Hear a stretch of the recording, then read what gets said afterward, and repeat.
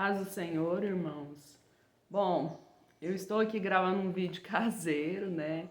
E eu ainda não sou assim profissional com relação a vídeos, mas a pastora fez essa proposta para mim ontem à noite, para mim estar comentando a lição número 5 da Escola Bíblica Dominical com os irmãos através do vídeo, uma vez que a nossa escola foi suspensa neste domingo. Então, para iniciarmos, né, estou aqui na casa da minha mãe, para iniciarmos a gente vai iniciar com a oração.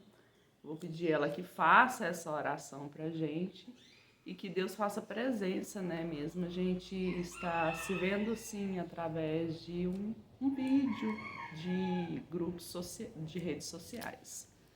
Pode orar, mãe. Senhor, meu Deus, meu Pai amado e querido, nesta manhã nós estamos reunidos, meu Pai, através desse vídeo, para estudar a Sua palavra, para aprender mais do Senhor. Pai querido, maravilhoso, nós te louvamos na beleza da Sua santidade, te agradecemos, ó Deus, pelas nossas vidas e te pedimos, ó Pai, que o Senhor abençoe cada família, cada vida alcançada através desse vídeo. Que a graça e a paz do nosso Senhor Jesus Cristo esteja sobre nós. E perdoa, meu Deus, as nossas falhas, os nossos pecados. Abençoa essa palavra, Pai, em nome de Jesus. Amém. Então vamos lá, irmãos. Lição 5, 30 de janeiro de 2022. A lei da responsabilidade pessoal. Texto áureo. Eis que todas as almas são minhas. Como a alma do Pai, também a alma do Filho é minha. A alma que pecar, essa morrerá. Ezequiel 18, 4. Verdade aplicada. Deus deseja a salvação de todos, porém cada ser humano tem a responsabilidade de se arrepender para que seja salvo. Objetivos da lição: explicar a responsabilidade pessoal de cada um, mostrar a possibilidade de ser diferente e ressaltar que Deus quer que todos sejam salvos. Os textos de referência se encontram no livro de Ezequiel, que é o livro que a gente está estudando nesse primeiro trimestre, capítulo 18. Os irmãos vão observar aqui que houve um pulo, né? Na lição 4, viu um capítulo lá atrás e geralmente o comentarista, ele comenta todos os capítulos do livro. Mas na lição 5, vocês vão perceber que houve um pulo, porque na lição 6 já vai falar de algumas parábolas, né, que Deus mostrou ao profeta Ezequiel. No capítulo 18, versículos 19, 20, 26 e 27 são as nossas referências dessa lição. Mas dizeis, por que não levará o filho a maldade do pai? Porque o filho fez juízo e justiça, e guardou todos os meus estatutos e os praticou, por isso certamente viverá. A alma que pecar, essa morrerá. O filho não levará a maldade do pai, nem o pai levará a maldade do filho. A justiça do justo ficará sobre ele, e a impiedade do ímpio cairá sobre ele. Desviando-se o justo da sua justiça e cometendo iniquidade, morrerá por ela. Na sua iniquidade que cometeu, morrerá. Mas, convertendo-se o ímpio da sua impiedade que cometeu e praticando o juízo e a justiça, conservará este a sua alma em vida.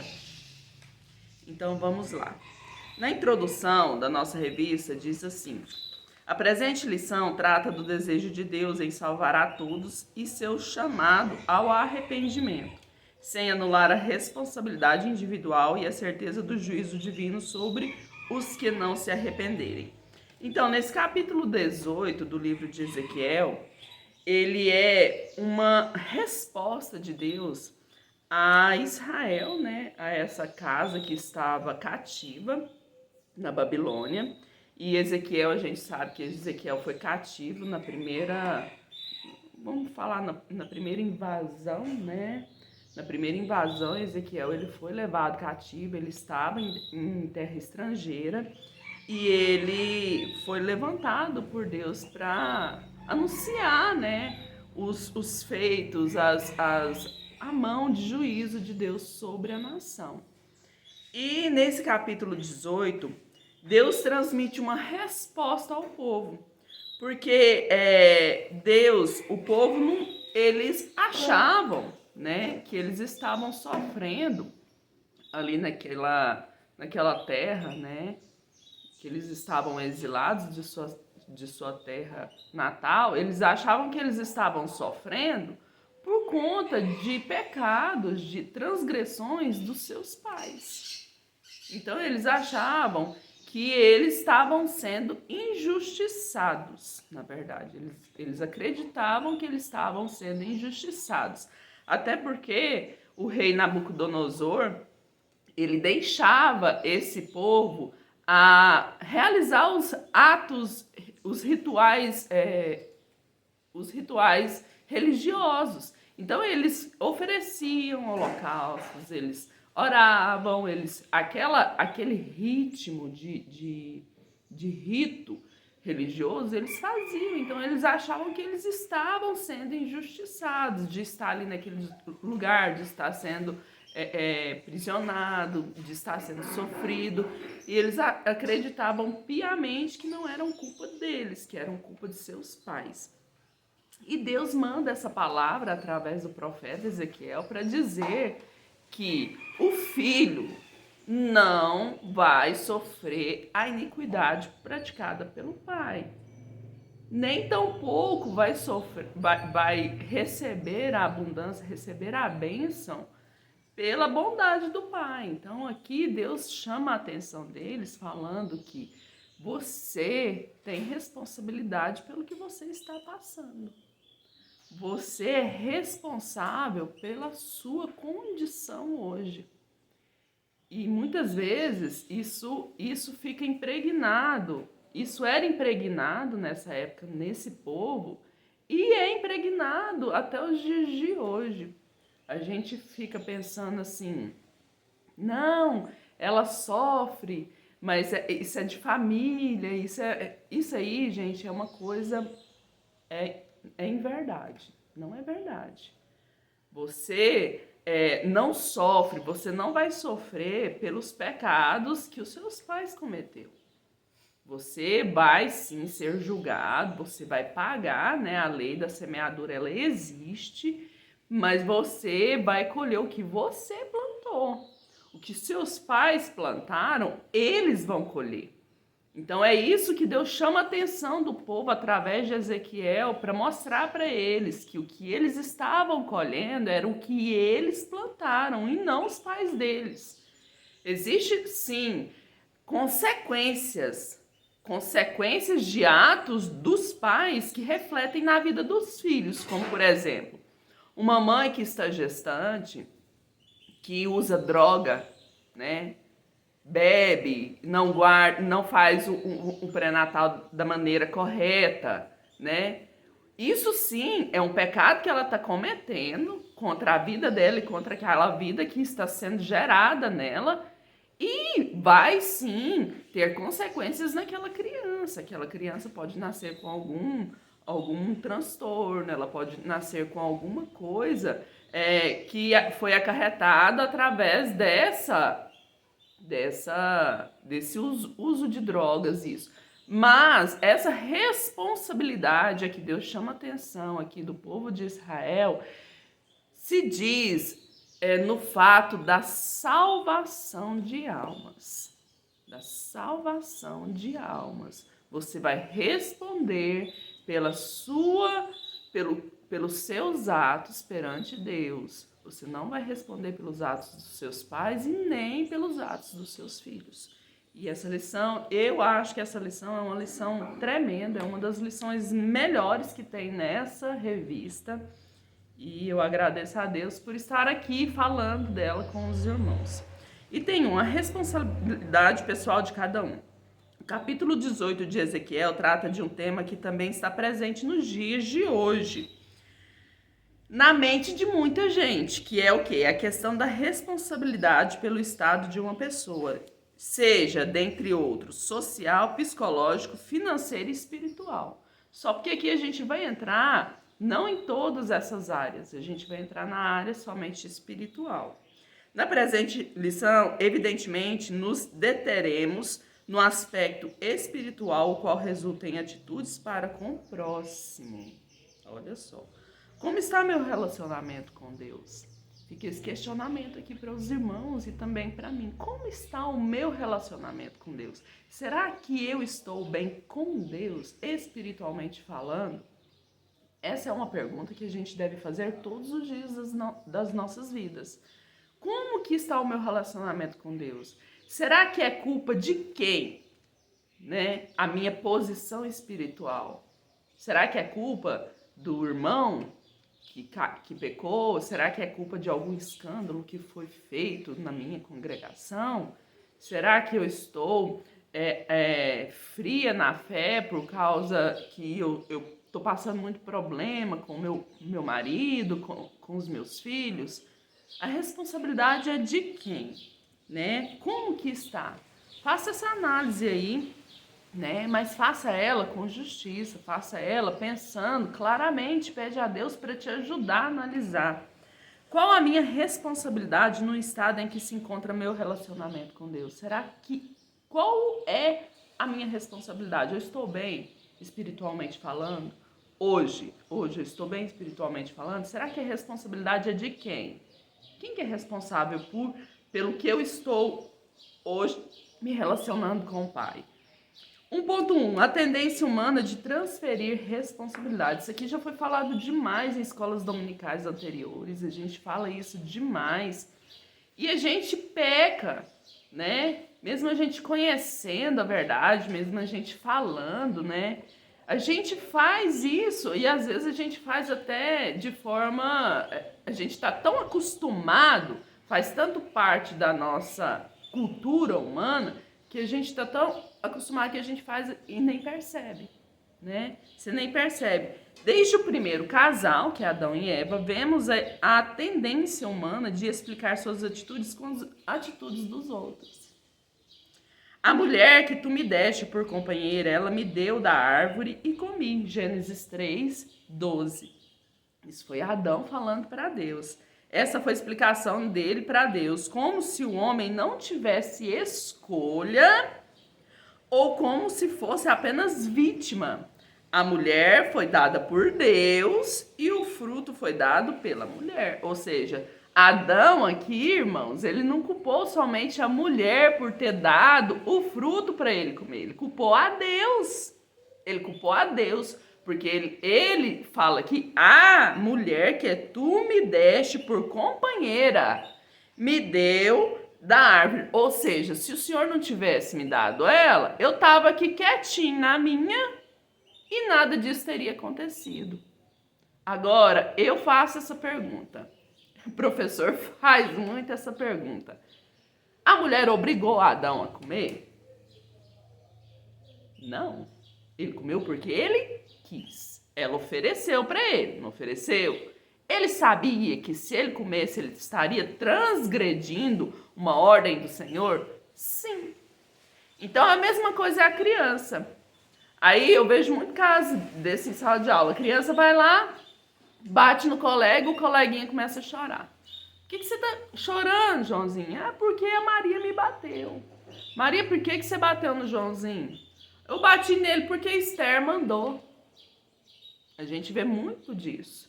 Então, nós seres humanos, não somente as crianças, nós pecamos nisso. Nós queremos transferir a responsabilidade que é nossa para o outro. Ah, eu não estou indo na igreja. Não vou na igreja porque eu fui no culto de Santa Ceia e eu vi que o fulano ceou e não tem condição, não. O pastor tem que fazer alguma coisa. Que o fulano vi fazendo isso, vi fazendo aquilo. Você está pecando, irmão. Você está pecando.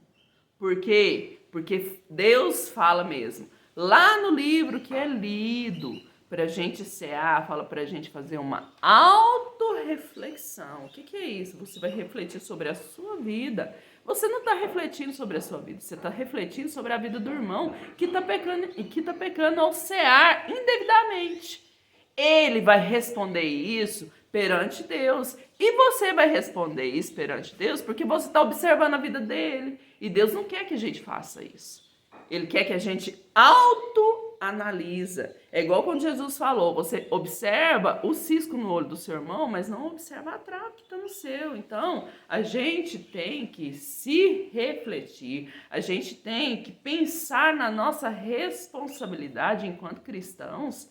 Isso aqui eu estou falando enquanto na área espiritual, eu não estou falando em outras áreas, não. Qual é a responsabilidade da minha vida espiritual com Deus? Por que eu estou assim? Eu estou assim é porque o pastor não vai visitar. Não existe isso. Você está assim porque você não está orando, porque você não está vigiando, porque você não está lendo a Bíblia. Você fica horas em redes sociais e não tira 10, 15 minutinhos para ler a palavra de Deus e orar. Então, nós pecamos e nós somos responsáveis pelo nosso estado espiritual perante Deus e perante os irmãos. Nós devemos assumir essa responsabilidade pelos nossos pensamentos, pelos nossos atos. Assim, tal tendência tem acompanhado a história da humanidade ao longo de sua existência. Isso aqui é uma cultura humana, não é uma cultura de determinado povo que faz isso, transfere a responsabilidade. Não, isso aqui é humanamente falando, irmãos. Que o estudo da presente lição contribua para que não nos esqueçamos. Se somos vítimas de algumas situações, somos também agentes, portadores responsáveis da imagem de Deus, como descreveu Larry Crabb. Isso aqui é um dos comentaristas que eles pegam algumas citações de alguns escritores. 1.2. A capacidade de escolher. Um dos aspectos da imagem de Deus em nós é a nossa capacidade de escolher. Ao criar o primeiro casal, Deus lhes concedeu a liberdade de escolha entre fazer o certo e o errado. O ser humano possui a faculdade intelectual e volitiva, que é vontade, que lhe permite raciocinar, pensar e decidir. Evidentemente que o pecado também atingiu essa capacidade humana, porém a Bíblia revela que a pessoa não perdeu de toda essa faculdade. Notemos que as expressões usadas por Jesus, se alguém quer vir após mim, tome a sua cruz e siga-me. E se alguém vier a mim, de maneira alguma eu o lançarei fora. Indicam a necessidade de uma reflexão inteligente. Então, tem muita gente que fala assim, Deus fala que a gente tem o livre-arbítrio, mas se a gente não escolher seguir ele, a gente vai para o inferno. É verdade, é isso mesmo, irmãos. Porque toda ação tem a sua reação. Então, se você escolhe, a partir do momento que você escolhe a seguir a Deus, a se converter de coração, andar segundo os preceitos do Senhor, você vai colher sobre a sua escolha. Da mesma forma que você escolhe seguir caminhos tortuosos, caminhos que não condizem com o deixado por Deus aqui, o proclamado por tantos profetas e pelo Filho dele, né?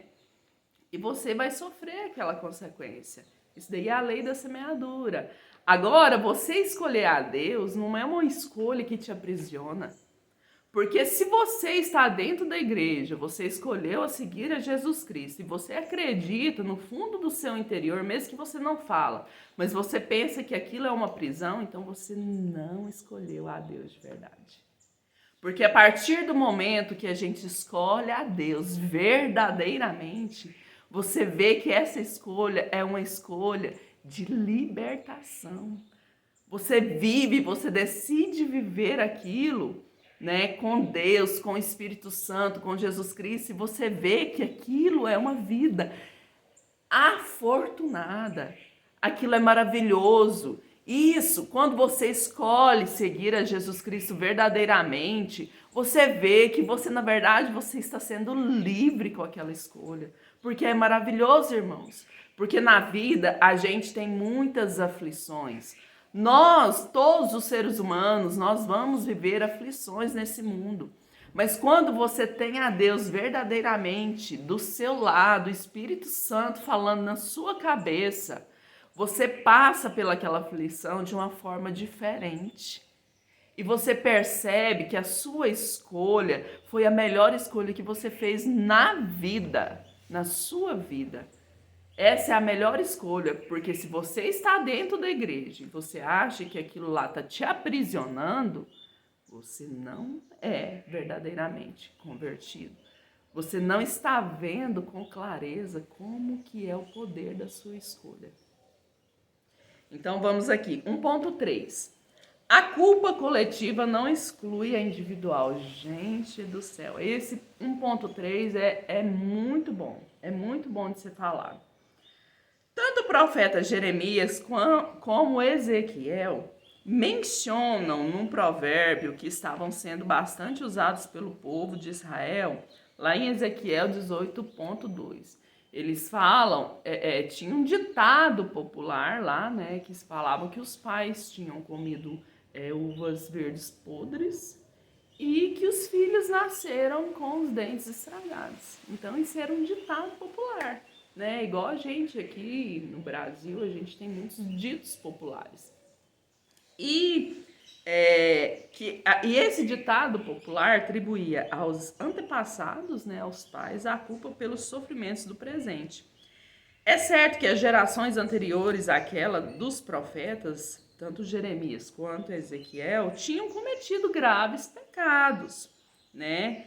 Contudo, tal fato não justificava a conduta dos contemporâneos de Jeremias e Ezequiel, pois também eles tinham a revelação divina, os pais tiveram a revelação divina através de outros profetas.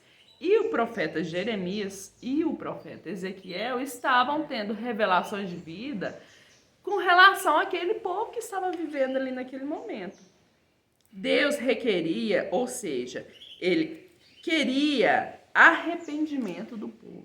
Por isso que ele enviou a mensagem através desses profetas, tanto dos profetas dos pais que pecaram anteriores, ele levantava profetas para falar com aquele povo, quanto Jeremias e Ezequiel. Aquele povo estava sendo infiel, eles estavam errados com relação a Deus, e Deus levantou esses profetas para julgar, para falar para eles onde que estava o erro. Mas a intenção de Deus, a verdadeira intenção dele não era castigá-los. Ele, na verdade, ele estava sendo justo, eles estavam sofrendo por algo que eles mesmos estavam cometendo. Mas se eles se arrependessem, que era o que Deus queria que eles fizessem, eles refletissem sobre aquilo que eles estavam vivendo, tomassem a sua responsabilidade naquela parte e se arrependesse, Deus ia mudar a situação desse povo. E nós vamos ver aqui com um exemplo aqui na Bíblia, que eu adoro, eu gosto demais de falar de alguns reis, eu gosto demais do livro de reis, esses livros históricos. E a gente vai ver que tem vários exemplos na Bíblia do Antigo Testamento que relata de pessoas que andavam caminhos torpes e se arrependeram, e Deus mudou a situação deles, mudou a realidade dele. Item 2, a possibilidade de ser diferente. Uma coisa que eu quero falar aqui, que eu falei que esse item 1.3 é muito importante, porque, irmãos, eu vou ter que falar. E às vezes eu vou falar e eu vou falar para mim em primeiro lugar, irmãos, porque eu senti que eu tinha que falar. A gente não deve transferir a nossa responsabilidade de alguns atos que a gente toma como uma coisa que é natural todo mundo fazer. Todo mundo faz isso. Está na cultura brasileira. Isso é normal, todo mundo faz. Por que eu não vou fazer? Eu que não sou bobo de não fazer. Eu tenho que aproveitar. Bom, está chegando aí, nós estamos vivendo um ano de eleição. E nós devemos ser condutores da imagem, refletir a imagem de Jesus Cristo aqui na Terra, né? Eu sei que eleição é comum né, o brasileiro falar, porque o fulano rouba, porque o ciclano rouba, porque isso tudo rouba, é tudo corrupto, não sei o quê. Aí chega a época da eleição, o candidato vem, vai pedir seu voto, e você vira para ele e fala assim, mas o que você vai fazer por mim? O que você está fazendo, irmãos? Você está realmente pensando na proposta daquele candidato, se aquele candidato ele vai fazer bem para a comunidade em geral, ou você está vendendo o seu voto? E será que Deus agrada da gente quando a gente toma essa posição? Ah, mas todo mundo faz isso. Faz, irmãos, um monte de gente. Aqui no Brasil, infelizmente, é assim. Eu só te ofereço algo se você me der algo em troca. Isso faz parte, está entrelaçado na cultura brasileira. Mas será que a gente deve respeitar essa cultura porque todo mundo faz, ou a gente deve ser diferente? Será que a gente tem que ser diferente ou a gente tem que seguir o que todo mundo faz? É isso que está falando aqui nesse 1.3. Porque a culpa de ser corrupto não é só dos políticos. A culpa de ser corrupto, e eu não falo só em questão de ganhar algum benefício em troca de voto, não.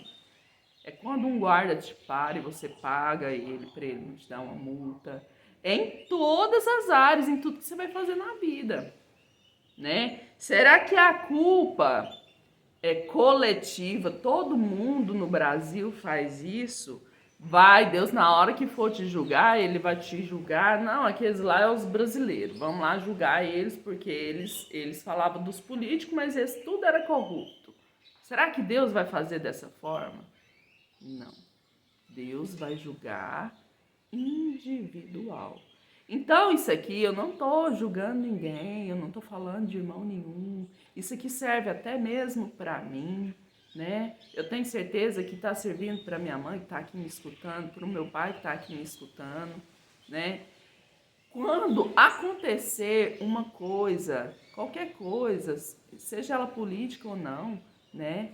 Que você está acostumado a fazer porque todo mundo faz, pense, reflita se aquilo vai agradar a Deus, em primeiro lugar. Porque você vai carregar essa culpa. Deus vai te julgar por isso. Ele não vai julgar você coletivamente, junto com todo mundo que fazia isso. Não, ele não vai julgar, ele vai julgar você. Então, raciocine. A sua culpa individual, ela não vai ser misturada com a coletiva, porque todo mundo faz. É igual mãe quando fala, o filho fala, ah, mas eu quero ir porque todo mundo vai. E a mãe fala assim, mas você não é todo mundo. É Deus falando pra gente. Ah, eu vou fazer porque todo mundo faz, eu não vou sair perdendo, né? Aí Deus vai falar pra você, vai falar, mas você não é todo mundo.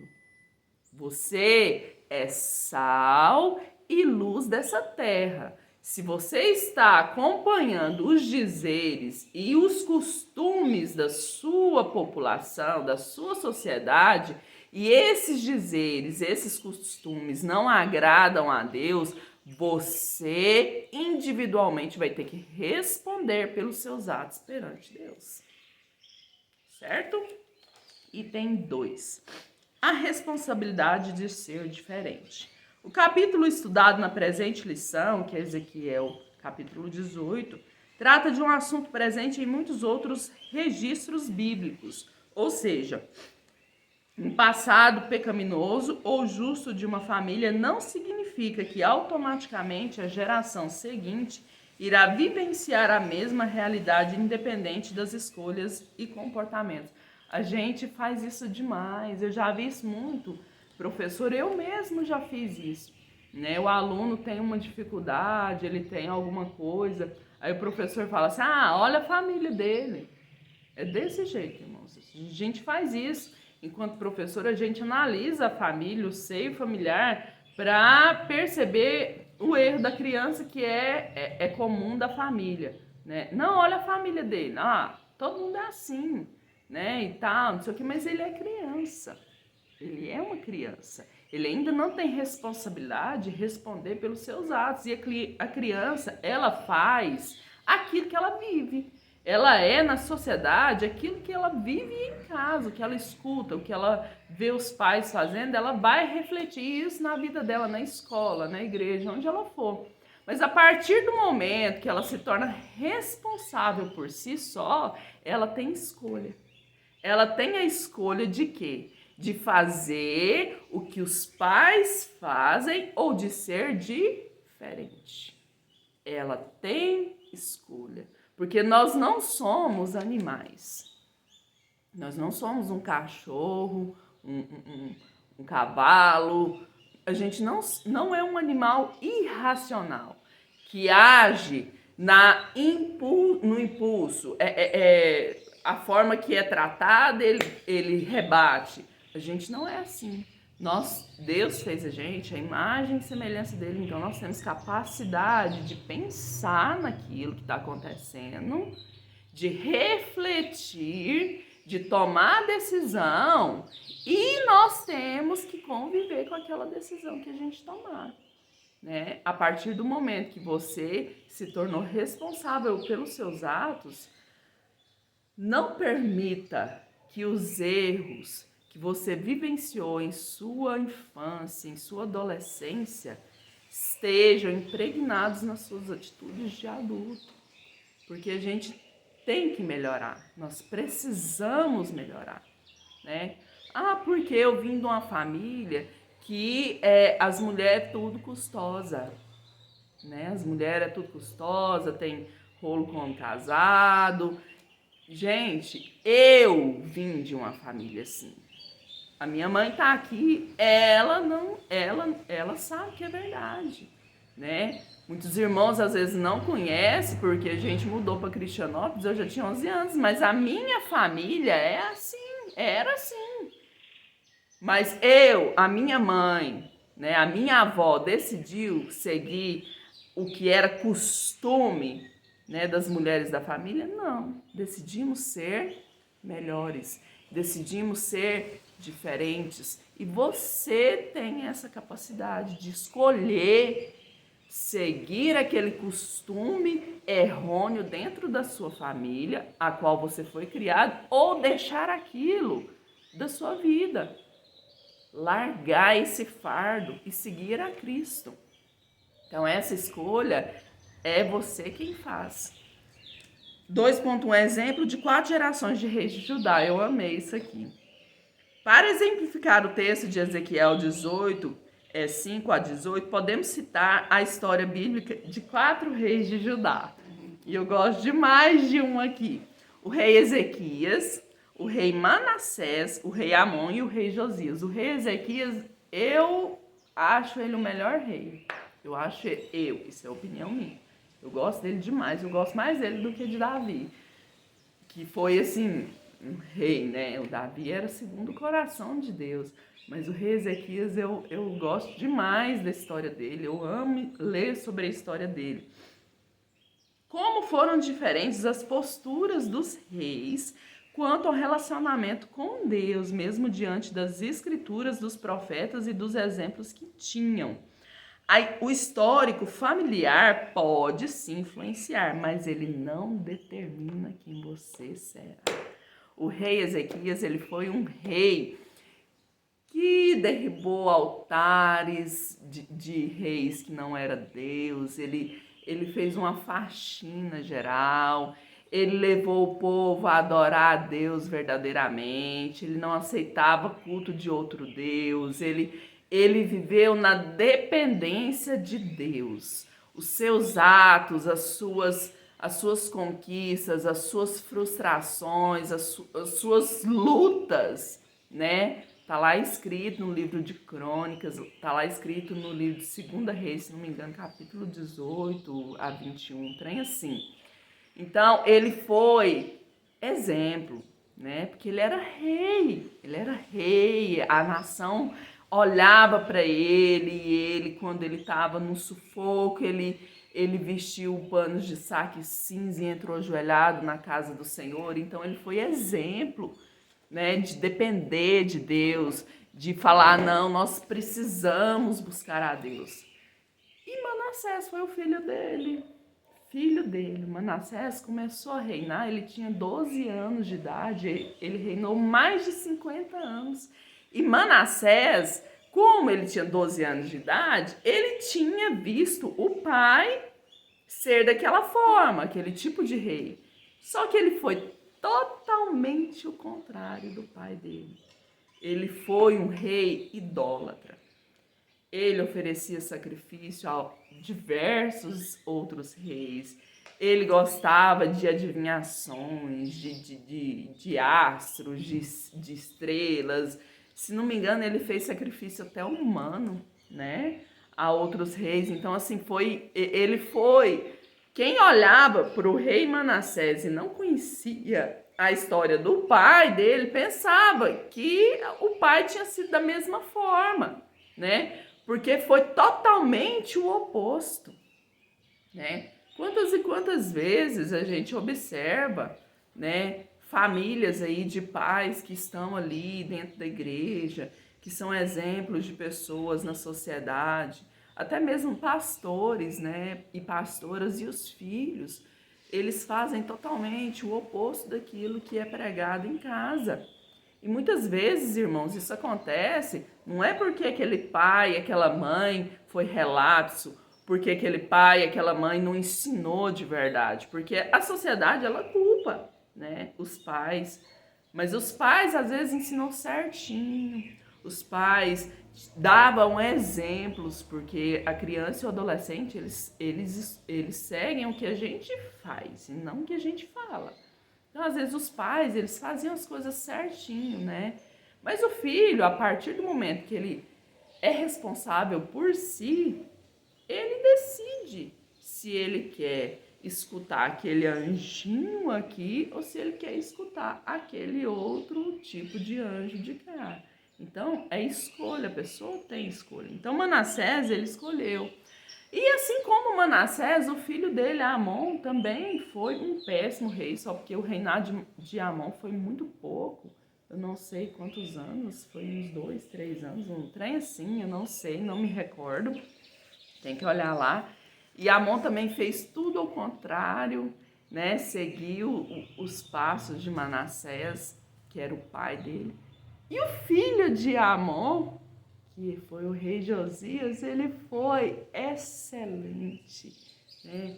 Ele foi, assim como Ezequias, ele seguiu a Deus de coração, ele rendeu, graças a Deus, a toda a sua vida, toda a seu dirigir aquela nação. Ele foi maravilhoso, ele foi um rei que seguiu os preceitos de Deus, seguiu os conselhos dos profetas de Deus. Então, assim, o histórico familiar pode sim influenciar nas nossas decisões, mas ele não vai determinar quem você vai ser. Então não deixe a cultura que você foi criada, que não condiz com a palavra de Deus, não deixe essa cultura ficar impregnada em você. Ela não pode determinar quem você é. E um detalhe assim, muito importante que eu não posso deixar de falar do rei Manassés, que ele foi feito cativo, né? E ele se arrependeu. Olha o tanto de coisa que ele fez que desagradou a Deus. Até sacrifícios humanos ele fez. E ele arrependeu e pediu a Deus misericórdia. Deus concedeu, Deus ouviu a oração dele e deu misericórdia a ele. Mudou o quadro. Ou seja, o que o pai dele, o rei Ezequias, plantou lá no coraçãozinho dele, porque ele observou que jeito que o pai era. Ele não floresceu durante o reinado dele, mas ele não esqueceu. Ele tanto não esqueceu que quando ele estava vivendo naquele cativeiro, ele pediu perdão verdadeiramente e Deus ouviu a oração dele. Então não há pecado, não há culpa que Deus não possa perdoar, desde que a gente arrependa verdadeiramente. O valor da conversão. A mensagem de Ezequiel deixa claro ao povo que é possível ser diferente, mas se o ímpio se converter, igual o rei Manassés, mas convertendo-se o ímpio da sua impiedade, converter no hebraico é um termo usado para expressar, entre outros significados, mudanças de reações, atitudes e sentimentos. O povo de Israel no tempo de Ezequiel certamente conhecia o exemplo do rei Manassés, que quando levado cativo orou e se humilhou diante do Senhor e alcançou misericórdia e restauração. Deus não rejeita um coração humilde e arrependido. Hoje, eu sou crente desde criança, né? Minha mãe passou a ser crente, eu tinha uns 8 anos, né, mãe? E hoje eu não vejo muito esse negócio do povo converter, não. Porque a conversão, irmãos, ela começa no ato de você aceitar Cristo como seu único e suficiente Salvador, né? Mas eu vejo aí muitas pessoas que estão dentro da igreja que não são convertidas. Porque elas estão dentro da igreja e elas não aceitam mudar de vida. Elas estão ali, elas vão no culto, fazem ofertas, dá os seus dízimos, lê a Bíblia, ora, mas elas não mudaram a sua vida. Não mudaram a vida. Então elas não se converteram verdadeiramente. Porque você se converter é mudar a sua reação, é mudar as suas atitudes, mudar os seus sentimentos, deixar aquele velho homem padecer lá no passado, deixar que Cristo mude a sua vida. E tem muitas pessoas que estão dentro da igreja que não são convertidas, porque elas não aceitam que são pecadoras. Elas não aceitam que aquilo que elas fazem, que aquilo que elas falam não é pecado. Elas não aceitam, aquilo está tão normal na vida dela que ela não vê aquilo como pecado. Então ela precisa mudar de vida. E essa conversão, irmãos, ela começa ali com aceitando Jesus Cristo, mas ela tem que ser feita dia após dia. Porque cada dia que a gente vive nessa terra é uma batalha que a gente traça do bem contra o mal. Porque o inimigo, ele não dorme. Ele não dorme, ele quer te derrubar em qualquer área da sua vida, em qualquer palavra, em qualquer circunstância, e em questões de segundos a gente faz algo que desagrada a Deus, né? Então a gente tem que observar, tem que pedir a Deus para deixar o Espírito Santo nos guiar, né? Falar na nossa cabeça para a gente realmente mudar de vida, reconhecer que nós somos pecadores, esse pecado, eu estou assim hoje, espiritualmente falando, a culpa é minha, é porque eu deixei de buscar verdadeiramente a Deus, é porque eu deixei de observar as minhas ações e as minhas palavras, e as minhas ações e as minhas palavras estão desagradando o Espírito Santo, e o Espírito Santo está longe de mim. Então, eu preciso, Senhor, que o Senhor me ajude, porque nós somos humanos, nós somos falhos, mas Deus, se a gente pedir a Deus, eu tenho certeza, olha o que Manassés foi, irmãos, e Deus escutou a oração dele, né? Então eu tenho certeza que Deus vai enviar um anjo aí para ficar 24 horas do seu lado, te falando o que você deve fazer. Não, isso você não deve fazer, não. Escuta, irmãos, tem que escutar. Tem que escutar, porque a gente ainda é teimoso. Deus tá falando pra gente não falar, Deus tá falando pra gente repensar, Deus tá falando pra você não fazer, e você ainda vai lá e faz, vai lá e fala. Teimoso, né? E tem 3. Deus quer que todos sejam salvos. O Senhor Deus não deseja que o homem mau morra, mas que se arrependa e viva. Desde a queda no Éden, o Criador tem revelado seu interesse em restaurar a humanidade, anunciando a vinda da semente da mulher, providenciando vestes adequadas para o primeiro casal e preservando Noé e sua família, chamando Abraão e revelando seu plano para abençoar todas as famílias da terra. Então, mesmo com a queda do homem lá no Jardim do Éden, Deus não desistiu. Ele não desiste de você. Ele se importa com você. Então, Deus não desiste. Deus não desiste até o último suspiro da sua vida, até o fim, até o final finalzinho, aqueles últimos segundos, ele não desiste. Mas que ele possa salvar a você. Isso eu estou falando de você, irmãos, eu não vou falar de sua casa, porque cada um tem responsabilidade consigo mesmo. Eu sou responsável pela minha vida, pela minha alma perante Deus. A minha mãe é responsável pela dela. A minha filha vai ser responsável pela dela. Eu não vou carregar ninguém e nem vou na rabeira de ninguém. Então ele não desiste de você. Ele se importa com você.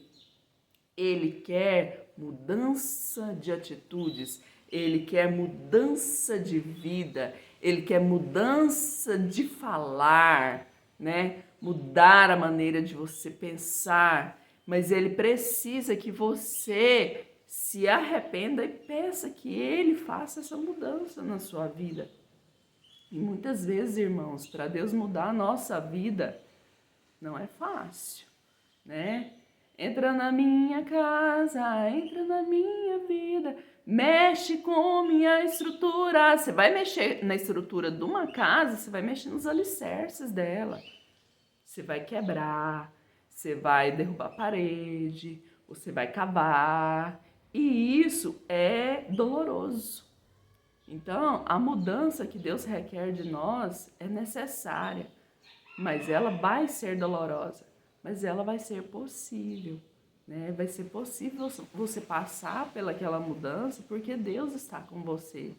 E ele, o desejo dele é em salvar a mim, a você, a idólatra, o drogado, a prostituta, a todo mundo. E o desejo de Deus é salvar a todos, ele ama a todos, de igual modo. Mas esse amor não vai anular a sua justiça. Ah, Deus me ama, ele vai ficar comigo até o final, ele não vai desistir, eu vou ser salvo. Irmão, toma cuidado, porque o juízo vem. Tudo que a gente planta, a gente colhe. Você pode ser salvo sim, mas você é responsável por tudo aquilo que você plantou. Você ser salvo, você ser uma pessoa transformada, não vai anular da sua vida as consequências dos pecados que você cometeu. Então é isso que fala no 3.1. Senhor Deus, além de chamar o povo à conversão, também anunciou que, se continuassem com as transgressões e iniquidades, estariam sendo julgados pelo que estavam fazendo. A mensagem do julgamento divino também fazia parte da pregação de Jesus. Está escrito lá em João 12, 46 e 48. Como comentou um comentarista aqui, F.F. Bruce, a palavra de julgamento no último dia, portanto, não é diferente da palavra de vida já anunciada. A mensagem que proclama vida para o crente é a mesma que proclama condenação para o desobediente. Então, o desejo de Deus é salvar a todos. Mas esse amor, né, Deus ser amor, é um atributo dele, mas outro atributo que fica andando juntinho com o amor é juízo, né? Justiça. Deus também é justiça. 3.2. Cada um é responsável por seus atos diante de Deus. É importante trazer sempre à mente a verdade bíblica da futura prestação de contas diante de Deus. A graça de Deus não nos libera para sermos descuidados quanto ao nosso viver nesse mundo. Vou ler novamente, irmãos. A graça de Deus não nos libera para sermos descuidados quanto ao nosso viver neste mundo. Todos vamos comparecer, porém, a prestação de contas será individual. Eu vou ler aqui Romanos, capítulo 14, versículos 10 a 12. Está escrito assim, 14, 10 a 12. Mas tu, por que julgas teu irmão? Ou tu também, por que desprezas teu irmão? Pois todos havemos de comparecer ante o tribunal de Cristo.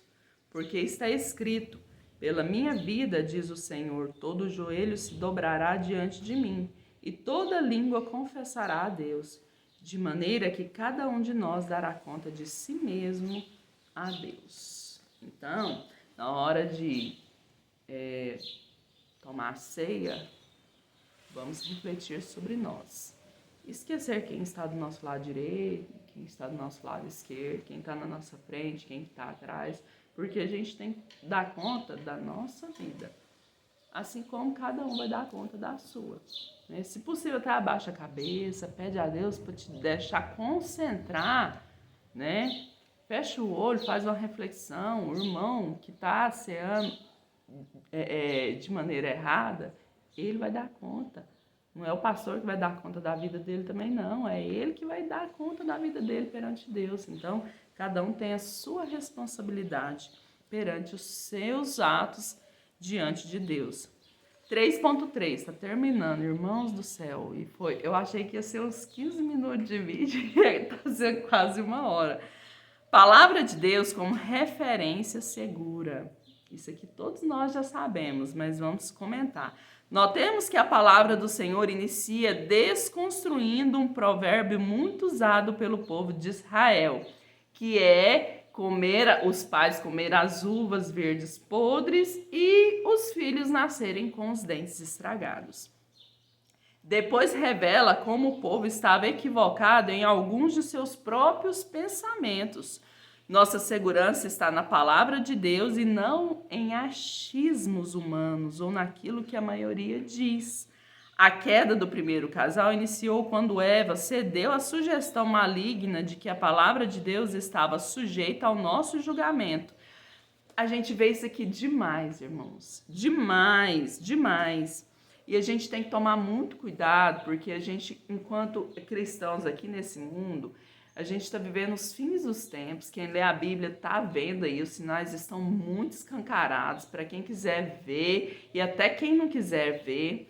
Então, a gente tem que tomar muito cuidado de seguir doutrinas, religiões, até mesmo igrejas que falam só aquilo que a gente quer escutar. Porque se eu entro numa igreja e eu escuto todos os cultos, só aquilo que eu quero escutar, alguma coisa está errada. Alguma coisa está errada, irmãos.